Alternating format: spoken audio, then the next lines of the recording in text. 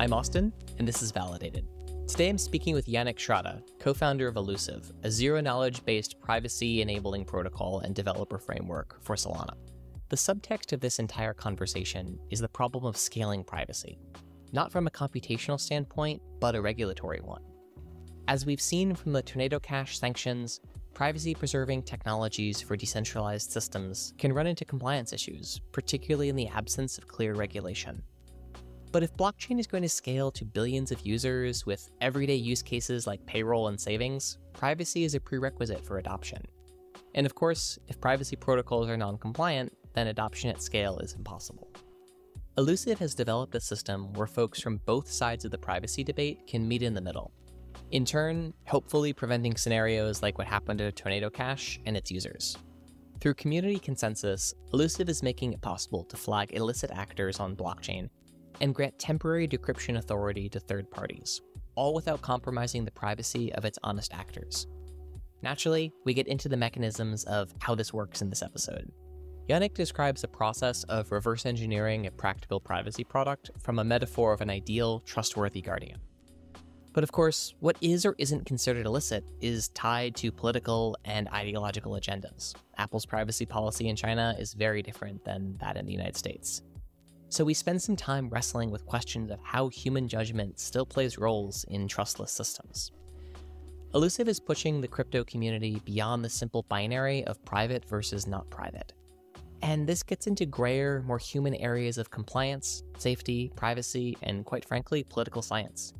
If you're a regular listener, you'll know this episode has all of my keywords. As always, send us your thoughts and suggestions to validated@solana.org. Let's dive in.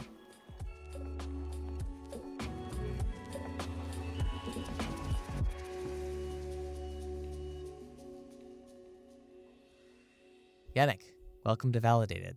Hey, Austin. Thanks for having me. Yeah, I'm excited to have you here today and to dive into the topic of privacy in the context of blockchain. Yeah, sounds good. Also happy to be on Validated. Have been a fan of all Solana podcasts from the first episode of Proof of History and stuff like that, I guess. Love it. So I want to kind of start out today high level, and then we'll get into some of kind of the more details as we kind of go through this. When we think of blockchains, the main pioneering factor of a blockchain architecture, going back to the days of Bitcoin, was this idea of a fully public ledger that anyone in the world could independently verify is true. That you didn't have to trust one sort of central institution to say, this is the state of the world. Everyone could independently verify that a transaction between you and me had in fact taken place. And that was largely the idea of what both the security and decentralization of original sort of theses of blockchain came from.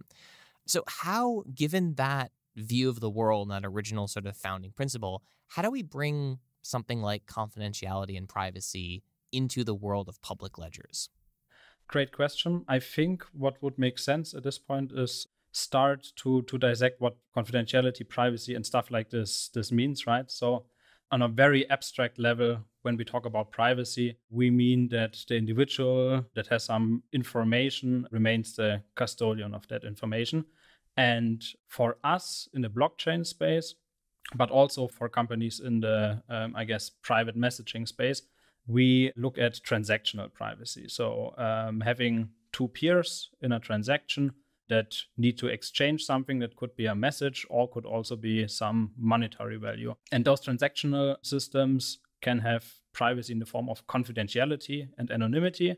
And yeah, I guess the best way of conveying that to everyone is confidentiality means if I send a postcard to you, both of us have some scheme which we can use some encryption to encrypt the message of the postcard. So the person delivering it, the person seeing the postcard isn't able to identify what message we're exchanging. That's confidentiality. And anonymity is the second part of privacy. And anonymity would mean we as parties might want to stay private. And most often, we would also want to have a confidential information exchange. But anonymity in this letter or postcard analogy would be I as a sender can be anonymous if I just put the letter on the way without specifying the sender field on my letter. And you as the recipient of my letter or message being anonymous would just be me posting my message into the newspaper or sending a letter to everyone in the neighborhood, right? Then nobody would know who the recipient should be. So that's the privacy we're talking about. And we want to structure this privacy in a bit more complex way, not through having to manually write stuff on letters, but with cryptography. But the core principle remains the same, I guess. Yeah, if we go back to sort of your post office analogy there versus the newspaper, I think as long as there's been a mail system, there's been governments trying to read your mail. That's sort of a classic battle between, any sort of information that can be sent in a way that others can't read it, and a state or another actor that has a desire or an interest in reading what that actual content of the message is. And we scaled it up to kind of blockchain, and that's a little bit of where we're at today with this stuff. But even the basis of the internet, right? The original internet was a fully open system that was meant for exchanging journal articles of peer-reviewed open source science. And today we have all sorts of technologies that have been layered on top of that to make these systems private and secure. But a lot of those privacy systems, like I don't think SSL, the certificate system that, you use to verify that your bank's website is actually your bank's website, most people don't think of that as a privacy technology. They think of it as a security technology. But in your mind, is there any difference between privacy and security when it comes to these sorts of things? Privacy itself results in security and safety. And I think that's also true on a personal level, right? You want to be safe. That's one reason why you want to stay private. Isn't the whole truth, but part of it. I think from a technical distinction, I wouldn't really differentiate there, simply because those really base level protocols and systems can be used for anything, right? So you can be private, and through being private, there's no eavesdropper that can steal your message. That then results in safety. I think that's the connection here.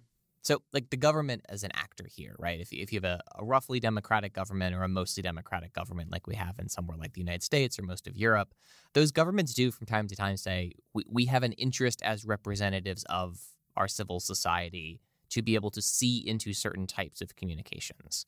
And this battle goes everything from, a warrantless wiretapping by the NSA to, on the other extreme, Apple refusing to create software to break into a suspected terrorist's phone. There's a spectrum there, right, between things that we say are probably not okay. And I'd say assisting the NSA in warrantless surveillance of millions of U.S. citizens is probably not okay. And then you have on the other spectrum something where there are folks on one side of the political spectrum that might say, well, Apple honestly has a moral duty to help the FBI break into an iPhone. In your view, where should blockchain privacy technology come down along that spectrum?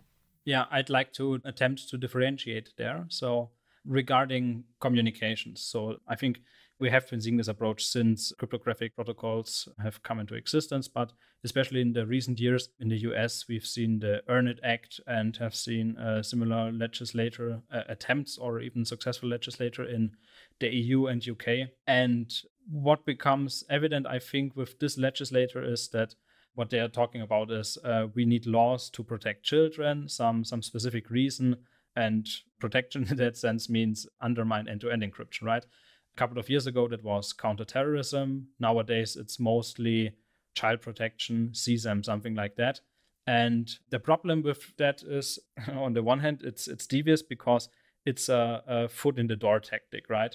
At the point at which we undermine this end-to-end encryption, it can be utilized by anyone to filter whatever they want and identify private messages. So authoritarian governments would like this technology. And in our democracies, I think if we allow for things like that, there's a high probability that in a couple of years, we might end up in a more authoritarian system. So I think we need to be very cautious there. And I'm 100% against any undermining of messaging and, I guess, regulatory efforts in that direction.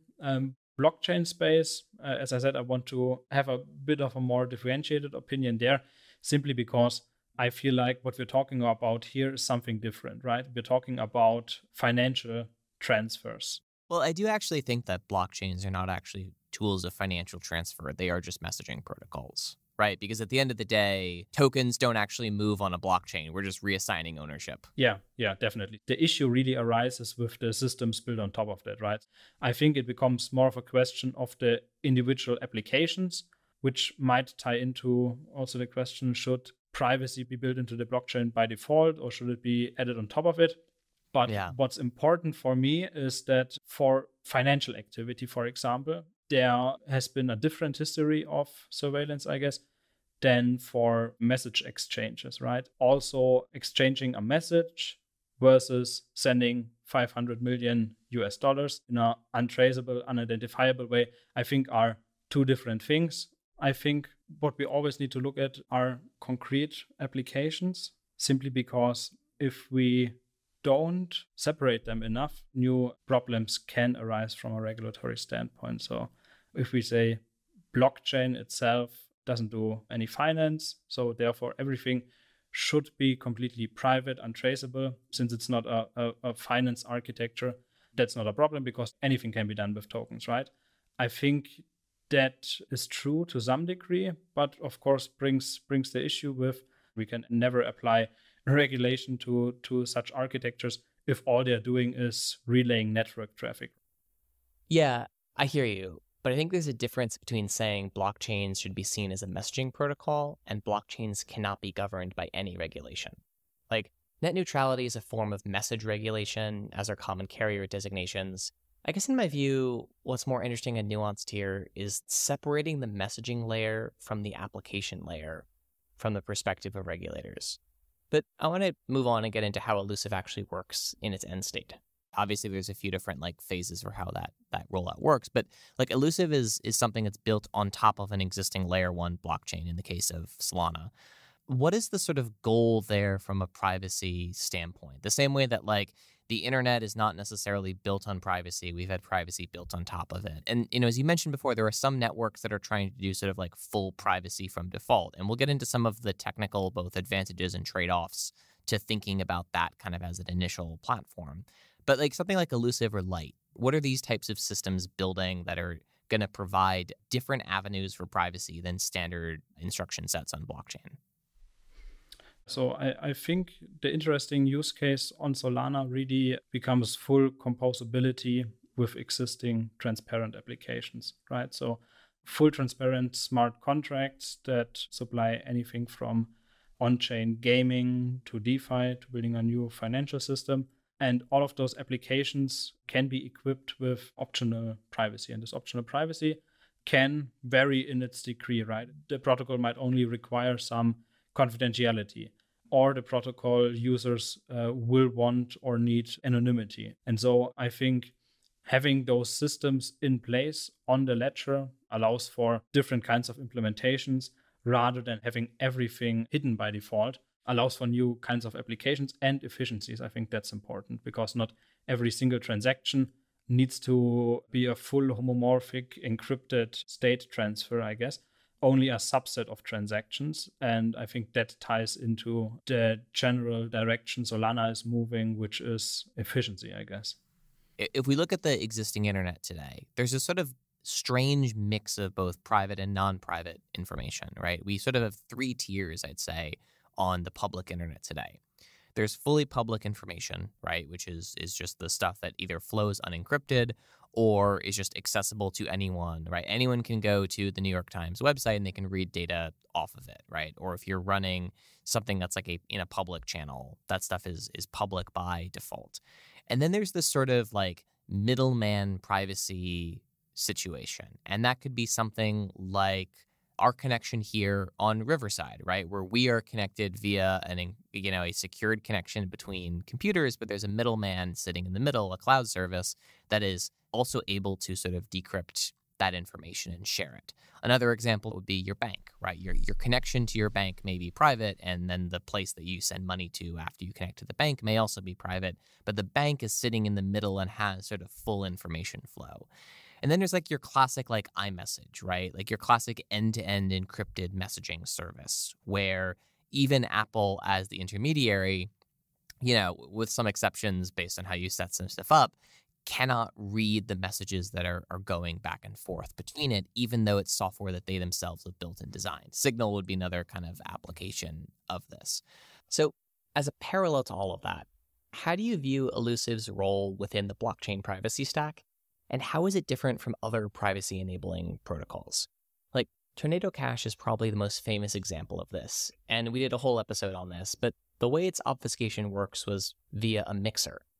Over at Elusiv, you've built something different, which allows users to grant decryption authority to third-party entities in certain circumstances, which, again, in theory, protects both the protocol and its user base from a Tornado Cash-like fate on the regulatory front.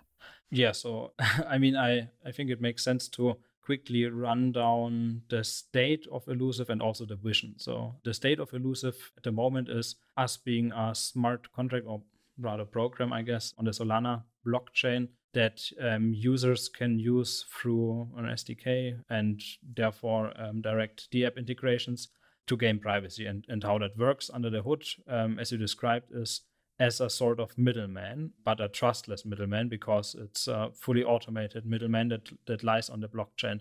And so users are able to basically turn any kind of normal token into a private token by locking them essentially, or placing them in the smart contract, and the smart contract then allowing the user to cryptographically transfer this token to other users of the smart contract without any trace, or the user at some point then being able to move funds again out of the smart contract. So you can think of it as a Zcash on Solana itself. What that means is you can use this Zcash just to move funds into it and at some point out of it.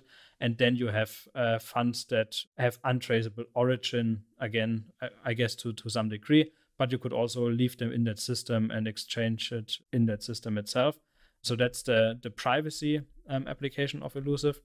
But yeah, as I said, that's basically Zcash on Solana, and therefore would just be, we are building what others have already built on their own, which is not what we are doing. So it's only a small subset of what we are doing. And what we're focusing on mostly is combining this privacy technology with something that allows us to not only provide the user with privacy, but also with safety in the regard of being safe from a regulatory compliance standpoint. So we want to combine both of those things. Yeah, so let's talk a little bit about that, because most folks who are building zero knowledge for the focus of privacy technology on blockchain are not thinking about it from the perspective of safety. They're thinking about it purely from the perspective of privacy. What brought you and the team of Elusiv to be thinking about this in a different way? And talk to me a little bit about that process of figuring out where you as a founder draw that line and say, this is roughly the right trade-off to make between privacy and safety. I mean, I've always done computer science and math, but there was some period of my life, I guess, after school where I studied law. So coming from that background, I think I've had a unique perspective to not only think about stuff from a cryptographic and cypherpunk perspective, but also try to have a more realistic view on privacy, I guess, and potential implications of absolute privacy, I think.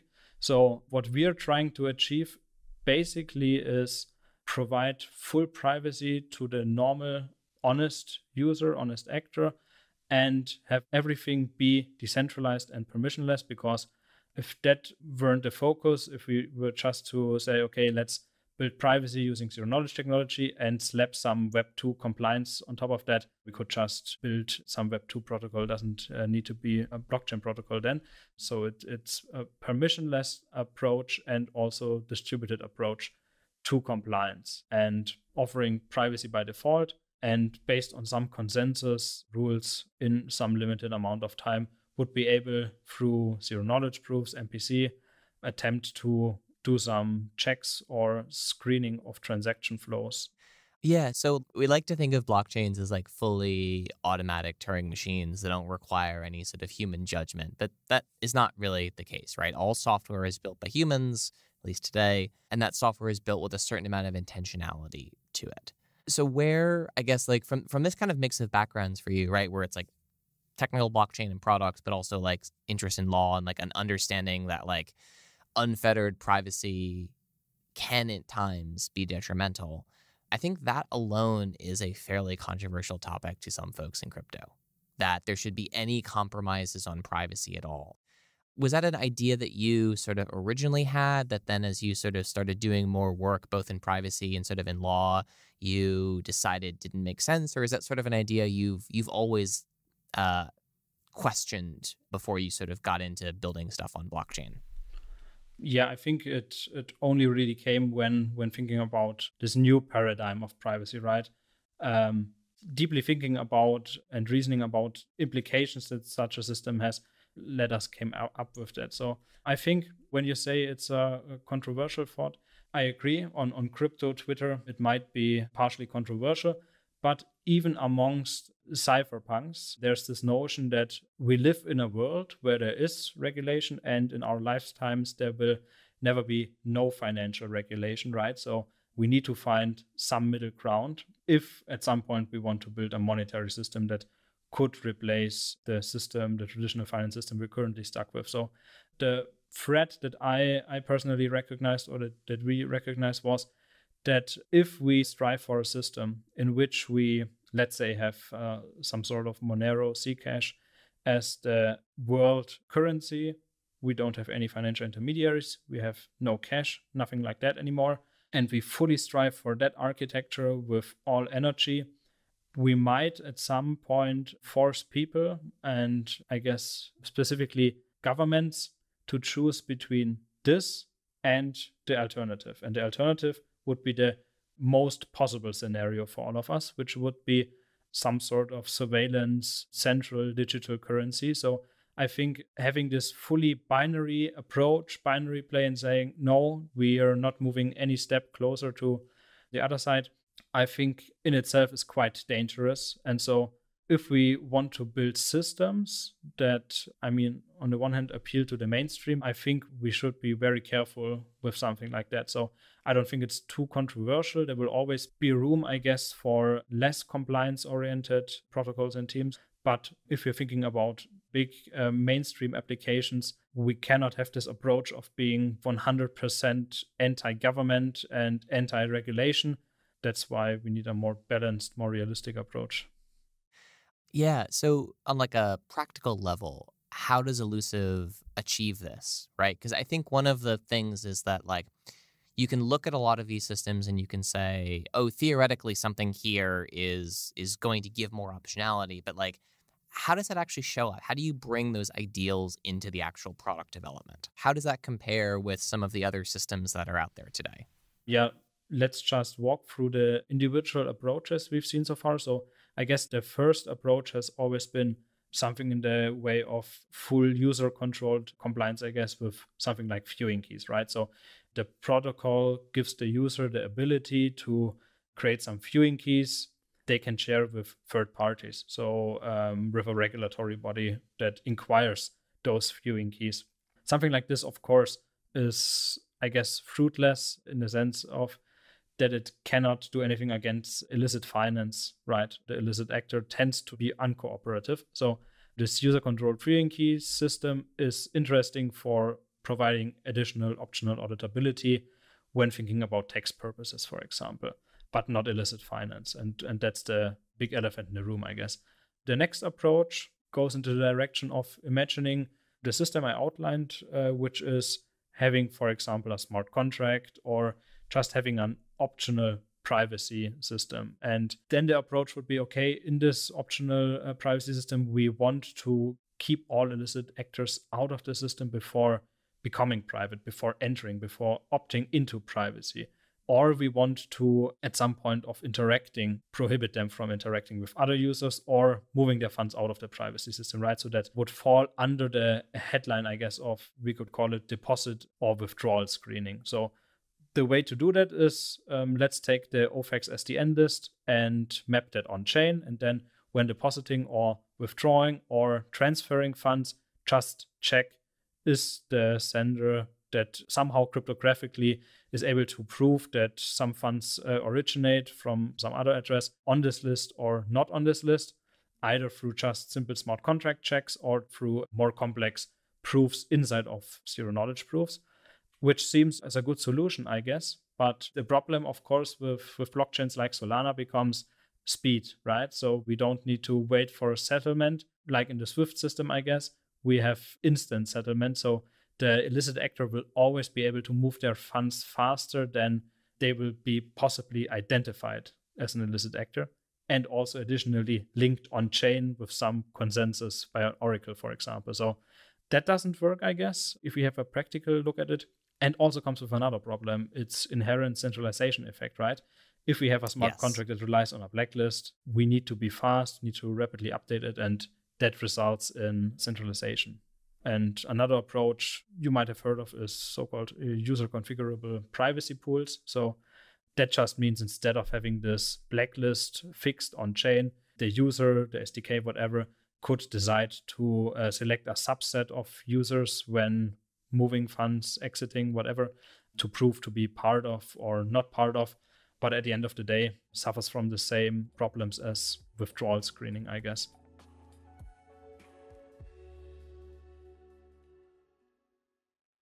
One of the things here in the design of all these systems is, at the end of the day, the only person who can truly sign off on something is a regulator or a law enforcement entity.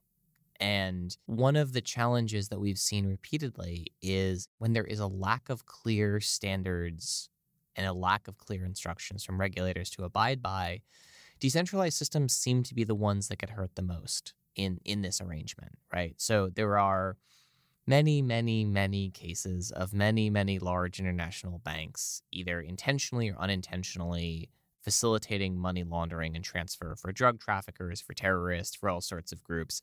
And largely what happens is there's a process, an investigation, there's a slap on the wrist, there might be a fine, but largely the enforcement is, it seems like it's social. It seems like there's a stern talking to with some folks at the bank, and at the end of the day, that's something that's just sort of passed along as like, oh, okay, fine. You sort of contrast that with the immediate and fairly aggressive sanctions placed against something like Tornado Cash that, you know, setting aside how likely something like that is to actually get through, it's an incredibly different approach to what that sort of human level compliance looks like. Do you think there's a level at which systems that are truly decentralized can ever provide regulators significant enough certainty that they don't fall into that sort of trap? Because at the end of the day, it seems like what the person in the government office wants is another person to talk to figure out, like, you've done a bad thing, don't do the bad thing again, here's what we want you to do. And that's not possible in a network that has potentially hundreds, if not thousands, of different contributors that are all writing code and configuring their own privacy. Yeah. So really the issue becomes we removed the financial intermediary, and in the traditional finance system, this financial intermediary was also the, I guess, accountable party. So that's really, I guess, sort of the idea that the direction where we come from then with our protocol. I mean, the idea for us is, with other protocols, what we've seen is this problem of illicit actors being too fast, right? And therefore being able to facilitate money laundering. And what we want to do is we want to basically extend the time in which an illicit actor's flow of funds could be identified after they've sent the transaction. So we can start by imagining just an ideal world situation where not an ideal world since we still face the issue of illicit finance, but a world in which we are not alone against the threat of illicit finance. We have what we can call the guardian, which is an imaginary actor that is fully trustworthy and cannot be compromised, right? So we have this actor, and with this actor on our side, we can say, okay, we run completely permissionless private transactions on the blockchain, but what we do is we give the guardian a key pair the guardian can use to look into the transaction. So every transaction becomes encrypted and the guardian can look into the transaction. So for the guardian, every transaction looks like our normal transparent transactions. For the rest of the world, they remain private. And that's not an issue because the guardian is fully trustworthy. And then we can task the guardian with looking for all sanctioned addresses if they have sent transactions and identify the linked addresses if they have, received some relevant amount of funds. And then the guardian could publicly tell the world what happened, right? And so the issue now isn't anymore if at some point in the past an illicit actor has sent a transaction and 1 week later they are being identified. That's not an issue anymore, because at the moment of identification, the Guardian can just look through all transactions and find the ones linked and report them, therefore removing privacy and therefore not having the situation that Tornado Cash faced, which was all funds being mingled together, basically. And yeah, I mean, it's not only difficult for the user, but it's also difficult for the regulator, right? Because you have possibly a large amounts of illicit funds and honest user funds. But this situation wouldn't happen with this architecture, because the Guardian can just outcast basically the illicit actors, removing their privacy, and all other actors remain private. So even in a world of a perfect Guardian that is incorruptible and has full information and will, respond to appropriate inquiries appropriately, there is still the question of who accepts an inquiry as appropriate, right? So your classic example here is Apple's privacy policy in China is very different than Apple's privacy policy in Europe or the United States, right? They will hand over data to the Chinese government at will. So at some point, the Guardian has to decide what is a legitimate request from a government or law enforcement entity and what is not, right? In the jurisdiction of, one country, a legitimate request may be, we would like to see all data transfers related to our citizens. In another jurisdiction, that may be totally against the laws and regulations of that country. So how does the Guardian, or how does the network in this case, decide which requests are worthy of complying and which requests are not?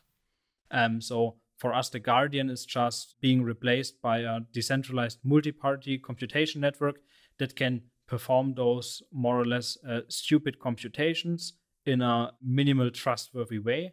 But the decision, what actually constitutes as illicit activity, I guess, has nothing to do with the Guardian itself. The Guardian just follows commands. So we can just outsource this decision to some other distributed body. And the idea behind that is make it distributed, because if we make it distributed, we can have a more thorough process of reacting to governmental inquiries or reacting to, let's say, a reporting of an on-chain analysis firm identifying the addresses of some hacker.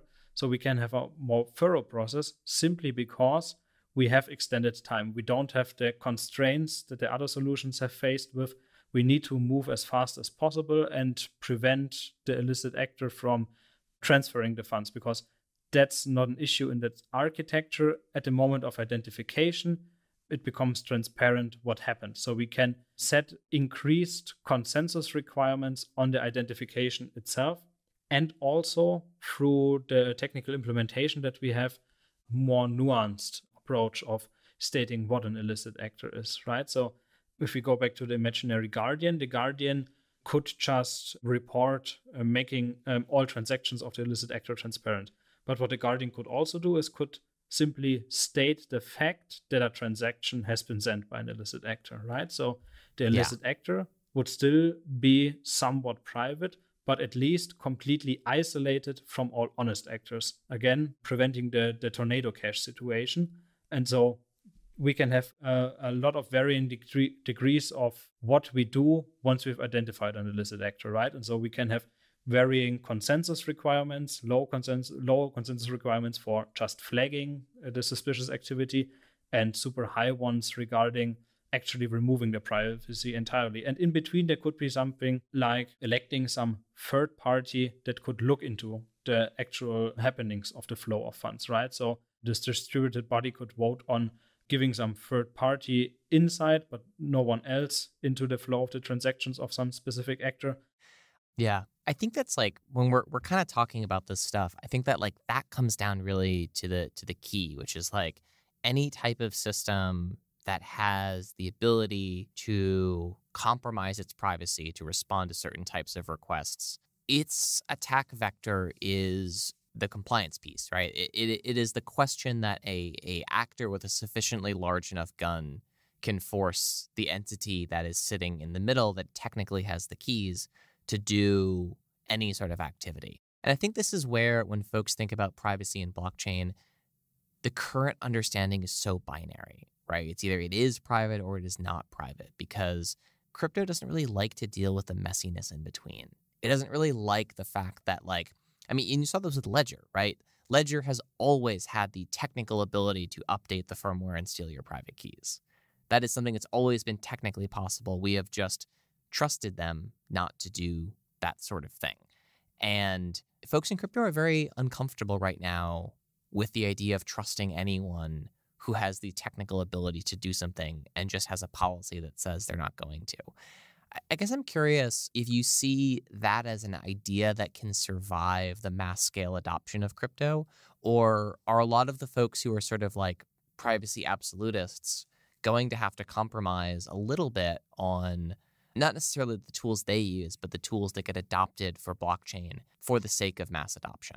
Do we need those sort of fungible intermediaries that do require, at some level, trusting an organization or a protocol like Elusiv that can technically decrypt privacy over something that can't, as something required for adoption? Yeah, that's obviously something we are very passionate about. And luckily, our technical architecture allows us to almost remove all trust. So what I'm saying with that, want to say with that is, through replacing the guardian with a multi-party computation network, we can have this network run on a dishonest majority assumption. So that's the first trust reduction. Instead of trusting one single entity, we only need to trust that there's one single honest node in this network, right? So that becomes the best trust assumption you can have, because the alternative would be all members of some organization are dishonest. So that's from a technical level, the base assumption we have, I guess, compared to your normal blockchain that has Byzantine fault tolerance, which would be honest majority as an assumption. But still, that would be problematic, right? So imagine we have this powerful computational network where I only need to trust that there's one single honest node so technically what each node has is a key share, right? So it doesn't share this key share with the others. That is my trust assumption, which is fully reasonable in the moment. But 10 years from now, is it still reasonable for me in the moment to believe that then the network is adequately configured in an honest way, right?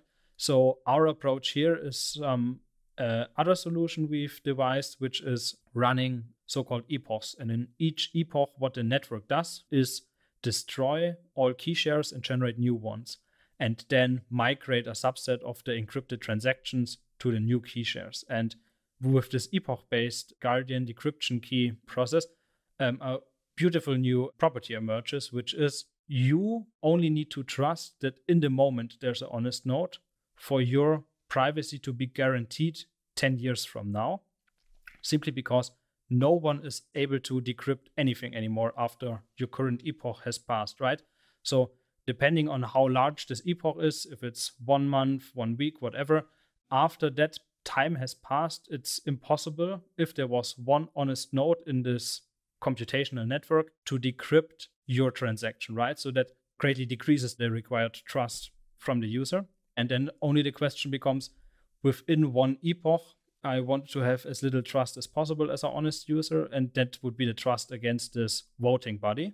But what's beautiful with having those computations of the network be separated from this voting body is that we can have, transparent surveillance, right? So if the government decides to surveil your bank transactions, they can just do so. You won't be informed of that. But if this voting body would turn compromised and reveal some transactions or flag transactions, you would be informed of that. The world would be informed of that, which introduces new interesting, game theoretical tokenomics, because then you can look at how can we design this global community that decides who is an illicit actor, because now the community itself becomes fully accountable. So yeah, I guess that lies at the core of how we can minimize trust.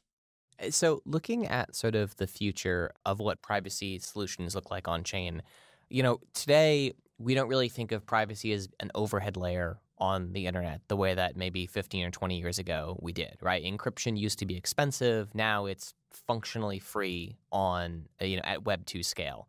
How long do you think it is until we start to see similar dynamics play out in Web3. Right now, zero-knowledge transactions are much slower and they're more expensive from a computational standpoint than simple transfers on every blockchain. How far away do you think we are from this stuff being functionally free or just as easy to integrate into solutions as like a certificate is or end-to-end encryption is today? So in the last few years, we have seen great acceleration in the development of both the core cryptographic protocols, seeing major speedups, but also the tools for developers, right? Abstracting away as much of the hard cryptography that's also potentially very dangerous is very important, because if that wouldn't be done in our Web 2 world, I guess, you wouldn't see encrypted databases. So that's also very important. And I think those systems, those layers, that's also, I guess, our work, are put in place right now. And within the next 5 years, we will have zero-knowledge technologies, whether they're zero-knowledge proofs or full homomorphic encryption, multi-party computations, really doesn't matter. We will just have zero-knowledge technology everywhere, in our iPhones, on our blockchains, in our money, I guess. Well, I look forward to that hopefully not too far distant future. Yannik, thanks for joining us today on Validated. Yeah, thanks for having me. It was a pleasure. Validated is produced by Ray Belli with help from Ross Cohen, Brandon Ector, Amira Valiani, and Ainsley Medford. Engineering by Tyler Morissette.